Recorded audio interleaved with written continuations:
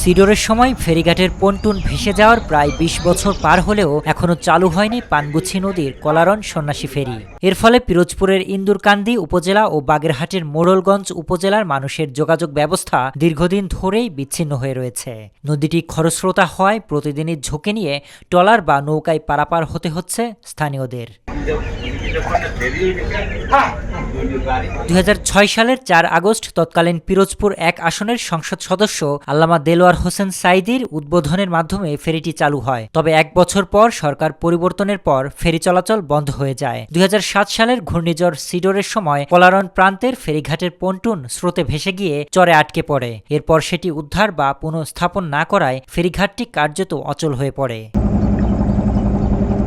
বর্তমানে নারী, শিশু, শিক্ষার্থী ও অসুস্থ রোগীসহ বিভিন্ন শ্রেণী পেশার মানুষ উত্তাল ঢেউয়ের মধ্যেই ট্রলারে করে নদী পার হচ্ছেন। এতে প্রাণহানির আশঙ্কা থাকলেও বিকল্প কোনো নিরাপদ যোগাযোগ ব্যবস্থা না থাকায় বাধ্য হয়েই ঝুঁকি নিতে হচ্ছে তাদের। এই ফেরিটি ২০০৬ সালে আল্লামা দেলোয়ার হোসেন সাঈদী উদ্বোধন করে।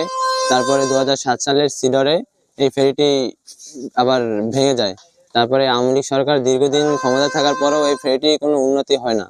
তার কারণে এই এলাকার জনগণ বহু ভোগান্তিতে পড়ছে এবং আমরা চাই যে এই ফেরিটি আবার পূর্ণাঙ্গ নির্মাণ হোক। দীর্ঘদিন ধরে ফেরিঘাটটি চালু না হওয়ায় দুই জেলার কয়েক লাখ মানুষ চরম দুর্ভোগ পোহাচ্ছেন। এমন অবস্থায় দ্রুত ফেরি চালুর দাবি জানিয়েছেন স্থানীয়রা। ২০০৬ সালে আল্লামা সাঈদী সাহেব আমাদের এই ফেরিটা উদ্বোধন করে গেছিলেন। তারপরে ২০০৭ সালে সিডরে আমাদের ফেরিটা নিয়ে যাওয়ার পরে এখন আমাদের খুবই যাতায়াতের সমস্যা হয়। এই যে বাচ্চারা, তারপরে মুরব্বীরা, এরা মানে যাতায়াত করতে এই যে ঘাট থেকে ওঠানামা, তারপর সে নদীতে এই যে নৌকায় খুব প্রচণ্ড কষ্ট হচ্ছে।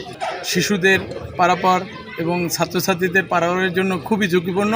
আমরা চাই অচিরেই যেন এটা দ্রুত চলমানভাবে চালু হয়ে যায়। দেওয়া নাই এই পিনে আমরা এই যে বসে রয়েছি, ফেরি হইলে তো আমরা তরতরি যাইতে পারতাম, বা সন্ধ্যায় যায়, আবার বিকেলবেলা বসে থাকা লাগে, কোনো খাওয়া পাওয়া যায় না, কিছু না। এদিকে উপজেলা নির্বাহী কর্মকর্তা হাফিজুর রহমান জানান, ফেরি পুনরায় চালু করতে বাগেরহাট প্রান্তে প্রায় ৭ কিলোমিটার সড়ক নির্মাণ প্রয়োজন। এ লক্ষ্যে অর্থ বরাদ্দ চেয়ে ঊর্ধ্বতন কর্তৃপক্ষের কাছে প্রস্তাব পাঠানো হয়েছে। এছাড়া তিনি আশা করছেন ফেরি চলাচল শুরুর লক্ষ্যে দ্রুত কার্যক্রম শুরু করা হবে।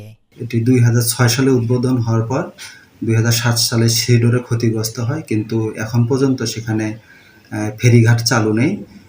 এ বিষয়ে সরকার থেকে উদ্যোগ গ্রহণ করা হয়েছে। ফেরিঘাট চালু সহ দুই পাশে অ্যাপ্রোচ রোড নির্মাণেও সড়ক ও জনপথ বিভাগ কাজ করবে। তো আমরা আশা করছি খুব শীঘ্র এই কাজটি শুরু হবে, এবং এই কাজটি শুরু হলে স্থানীয়ভাবে যোগাযোগ বৃদ্ধি পাবে এবং আমাদের উপজেলার অর্থনৈতিক কর্মকাণ্ডে চাঞ্চল্য ফিরে আসবে।